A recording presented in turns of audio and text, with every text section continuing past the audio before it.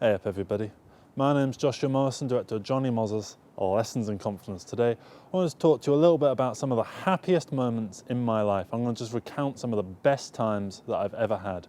I'm going to start from the earliest ones that I can think of and lead right up to the most recent one.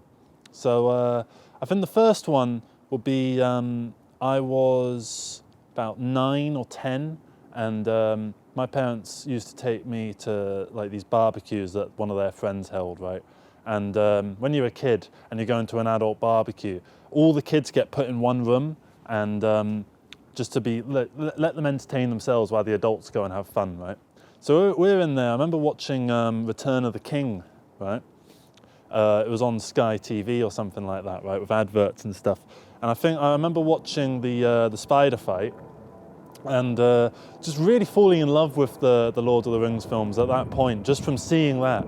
And after that, I went and watched the whole thing, and it was just really, it's a really good film series, you know? Like, I think everyone can agree with that. And later on in that night, it got to like 2 in the morning. I think it was for bonfire night or something like that. It was November the 5th. After that, all the adults took these fireworks down to the bottom of this really big garden that they had. And they let me light one of the fireworks. Oh, that was so much fun. I really enjoyed that. And it got to like 3 in the morning. And, you know, when you're 9, staying up until 3 in the morning is like the coolest thing ever. You know, you can't beat that. And so I really quite well remember that. We went a few times. We probably went to like 5 or 6 of these barbecues, but that's the one that sticks out in my memory the most. And then, you know, going through high school, what I liked to do, I did have friends, but I didn't like to hang out with them particularly. I preferred to go to the library during the, you know, the break and lunch period. And I would sit on one of the library computers and I would just write this story. I had this idea for a story called Terry Terrible. It was a complete rip-off of Horrid Henry, right? And the way that the story kind of played out was there was this, like, basically evil school that was like a Nazi school essentially. It wasn't like Nazi ideology, but it was just like, it was so strict. It was like the strictest place ever, and if you took a step out of line, they basically like beat you into the ground, right? And this kid Terry Terrible gets sent there, right? And it's this whole long thing of him just getting there and having to escape. And I wrote about 200 pages of that, and I remember just really enjoying, you know, lunch period starts, I go and get my food, I eat that as quick as possible, and then I sprint to the library and I sit down at the computer. I had the same computer each time, made sure that was the one because that was the one that had my story on it. And I would get it up and I would just write, and I'd try and write like 10 pages a day. And I got about 200 pages of it done, and it got to the summer holidays and I was thinking, right, first month when I get back I'll have this finished and it'll be 300 pages and it'll be done, right? And it's a little bit of a sad one actually, because I came back from the summer holidays and I went back on the computer, and it turns out that they wipe all the computers during the summer holidays, so I was a bit pissed off, to be honest. But that aside, that little bit of negativity aside, just going in and writing all the time, every day, it was so wonderful. And I think that's probably what kind of sparked me to be creative going forwards. And since then I've constantly been writing, drawing, that kind of thing. Right after that, whenever I would get home, I would go on my little laptop that I got when I was about 13, and I started crafting this world, right, which I will do a video about. But crafting this world was so much fun. It was so wonderful, just making up these like alien races and like seeing like the little politics that plays out between them. And it was kind of a rip-off of Mass Effect and a bit of a rip-off of the Elder Scrolls. And there's one bit where it rips off Fallout, and it rips off some of my favorite games and movies and stuff like that. You know, it wasn't wholly original or anything like that, but it was so much fun to just get back and just start thinking about things that could be happening and the stories that could play out in this world. And I basically lived in this world for like a year. Making up my own characters, making up my own events, making my own stories and that kind of thing. And I remember really vividly, there was this one time that I kept trying to write this little short story, and I was kind of struggling to write this short story. I could never get more than a couple pages in because I kept rewriting the first couple pages, right? And every time, because in this bit, these first couple pages, like this character is walking down this road and it's really rainy out, right? And I'm describing the the scenery and the landscape and that kind of thing, and the fact it's so rainy, and the environment, right? And there's character within it. And every time I would start explaining like the rain, how it's like, you know, drowning him down and like all that kind of stuff, it would start raining. It would piss down with rain really, really thoroughly, like way more than this. Every time. I wrote it like 5 different times over the course of a month trying to get this thing down. And I couldn't get it down, but every time I did write it, I had a little hot chocolate that I was just drinking from the hot chocolate, right? I had a little packet of crisps, right? And it would just start raining, and it was so nice. It was really just calming. You know those little YouTube videos that, like, you know, 8 hours of a fireplace to go to sleep to, that kind of thing. Or like 8 hours of like calming beach sounds to go to sleep to. It was that kind of thing, but for real life. It was really quite nice and quaint and just pleasant. So that was, those are some earlier sort of memories. And then those are quite indoorsy, sort of isolated sort of ones. So let's go to another one, which takes place around here actually. This is Warren Farm. This is a place that I've been coming to for a long, long time, that I first came to when I was 13. I've told that story in particular. But there was one time that we came here, we went to a house party, right? And it got to like 2 in the morning. And the friend whose house I was at, they lived just down the road from here. And I sort of said, should we go to Warren Farm? Should we go to Warren Farm? And it was 1 in the morning, we were all a little bit drunk. And I said, let's go to Warren Farm, let's go to Warren Farm. We all kitted up and we came down to Warren Farm in the middle of the night with our little flashlights and stuff, scouting out the place. And it was all a little bit freaky because it's late at night and, you know, it's a miserable sort of looking area. And it, you know, it was a bit intense, you know. And we went into that building that you can see just in the background, right? We went in there and it's like this indoor sort of gymnasium, right? And we just wandered around there. It was the first time actually being able to get inside there, right? And we just like kicked the buckets around and just like threw shit around and just like had a laugh. And I remember laughing more than I'd ever laughed in my life up until that point. I remember like full on like fits of wheezing laughter on the ground, right? And I don't remember what I was laughing at in particular, but I just remember that moment. And then I remember it was the middle of summer, so we stayed here until about 3:30, and the sun started to rise, and we were sitting up there, right? And we were all having a bit of a smoke and just like had our last couple of cans of the night and stuff. And the sun started to rise, and I remember looking at the morning dew that started to waft over the landscape, and I remember seeing the sun being so vividly bright and orange. And it was dipping its way up over the horizon, and the clouds were shimmering, and everything just looked perfect, and the sky was this wonderful shade of violet. And I remember thinking, like, this is something else. This is something that I'm going to remember for the rest of my life. And yeah, it was well and truly brilliant. That was probably in like 2018, 2019, something like that. In 2019, a memory that I really remember quite well actually was I was with some mates and we were in Portobello Road and we were sat at a cafe, right? And there was this big thing going on the other side of the road. Loads of people meeting up and like talking and stuff like that. And there seemed to be some jazz music playing from inside this building, and more people, like they were all coming out of the building and they were all surrounding this building. And I was really curious as to what was going on, and I sort of said to my friends, like, do you know what's going on over there? And they didn't have a clue. So I said to one of my friends, can you roll me a cigarette? And so he rolls me a cigarette, right? And then he gives it to me, and then he goes to give me a lighter. And I said, no, don't give me a lighter. So I go up I get up, and I take the cigarette over to the crowd, right? And I'm just wandering around, and I find someone to ask for a lighter. And now that I've done that and I've asked for the lighter, there's a bit of a conversation that can begin. So I kind of asked, oh, what's going on here? And it turns out it was a book launch, and there was this kid that, he's a semi-famous kid actually, and I can't remember his name, but he'd written this poetry book, and it was quite a good poetry book. And I got to read a couple bits of it, and I had a quick chat with him and some of his family. All his friends and family and like various professionals that he knew were all there, and there was a big jazz band inside with saxophones and stuff, and it was lovely. And now that we're all in, right, I brought my friends into the building, right, and there was all this free booze, so much. There was just wine bottles as far as the eye could see. And so I picked one up and I was like, oh, how much? And they said, oh, just go for it, mate.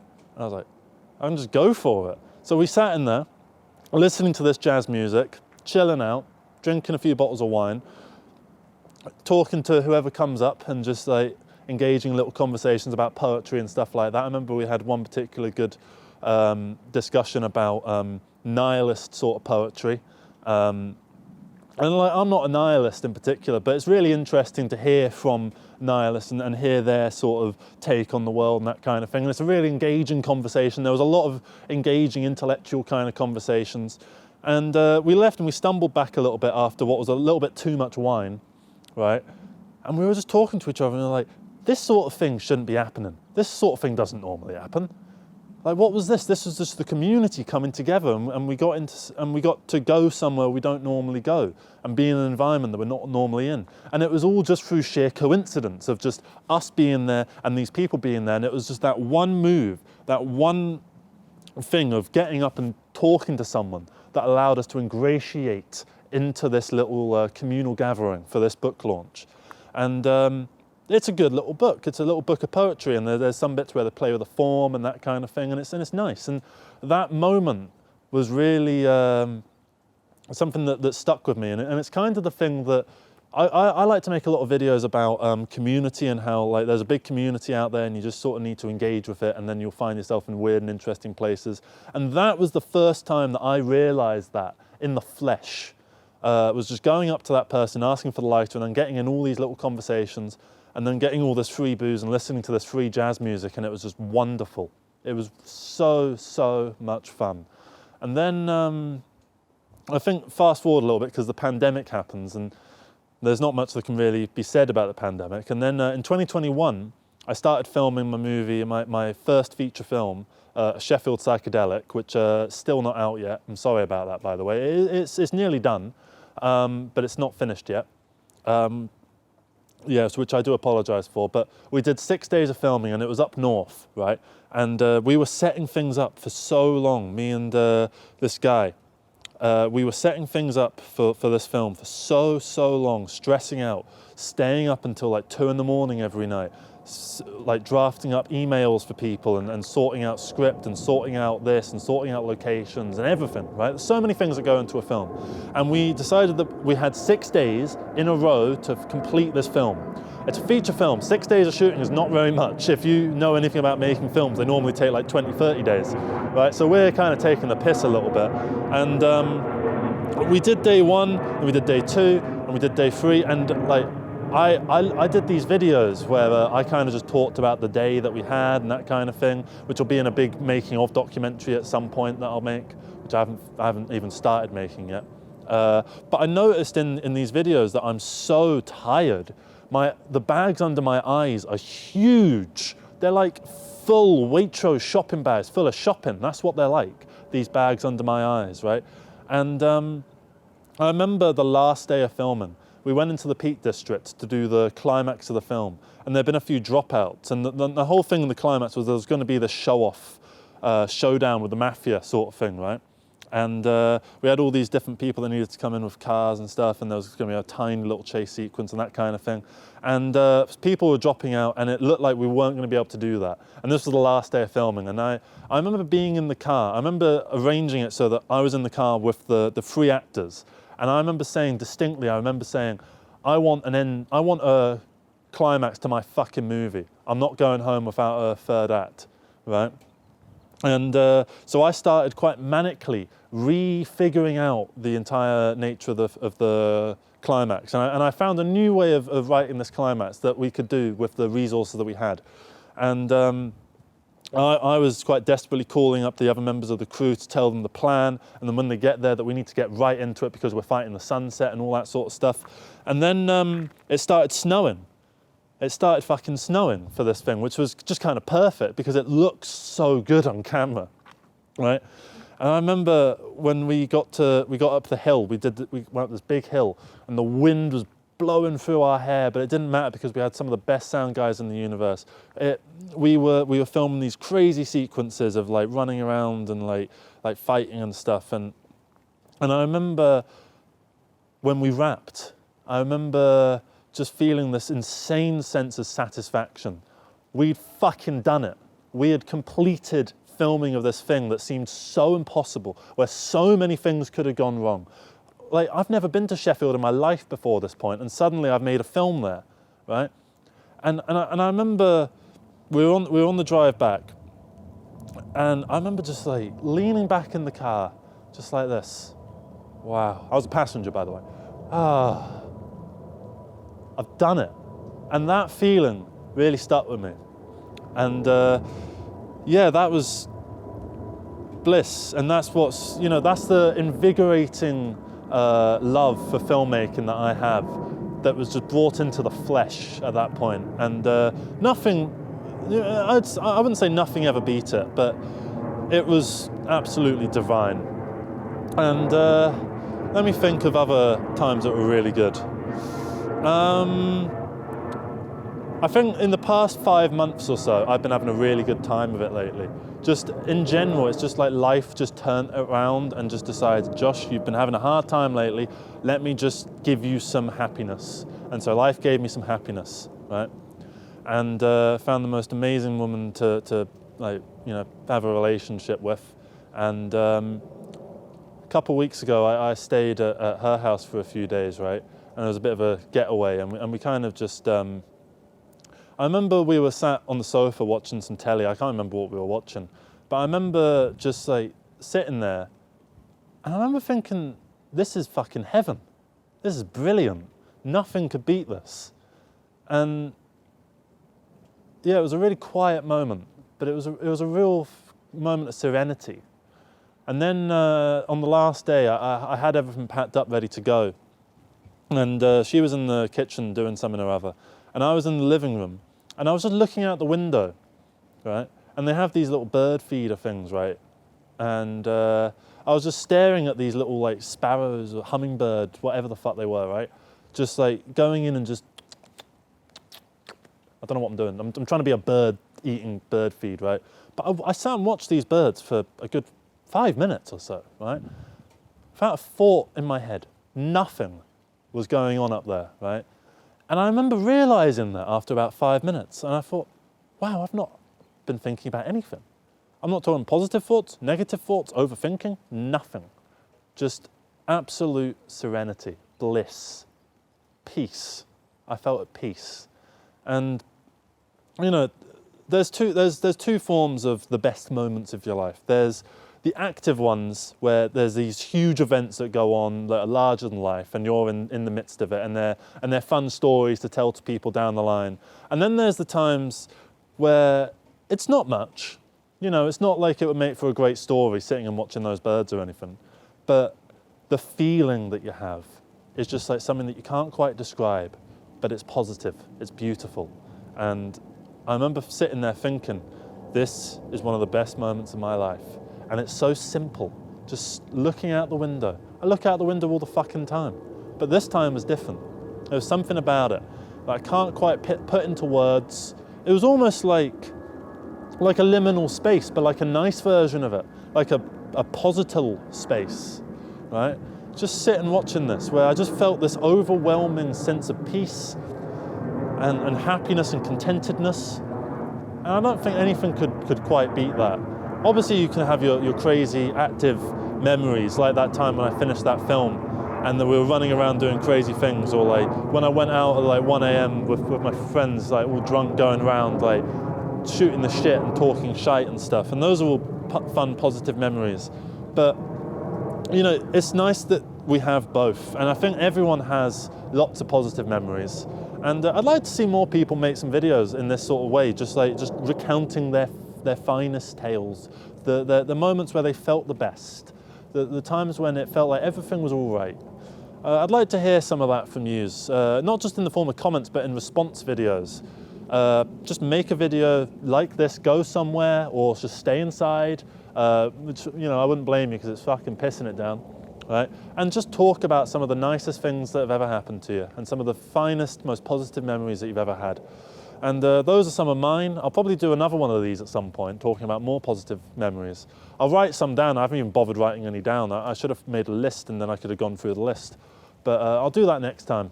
And I'll make another one like this because it's been quite fun. And I'm in a much better mood having made this video, compared to where I was before. And it's not even like I was in a bad mood before, but I was just kind of on autopilot. But now I feel genuine, like quite nice and happy. So yeah, thank you very much for watching this video, everybody. Hope you have a good rest of the day. And yeah, I'd love to know what some of the most positive memories are in your life. Thank you very much for watching, and take care, everybody. Bye-bye.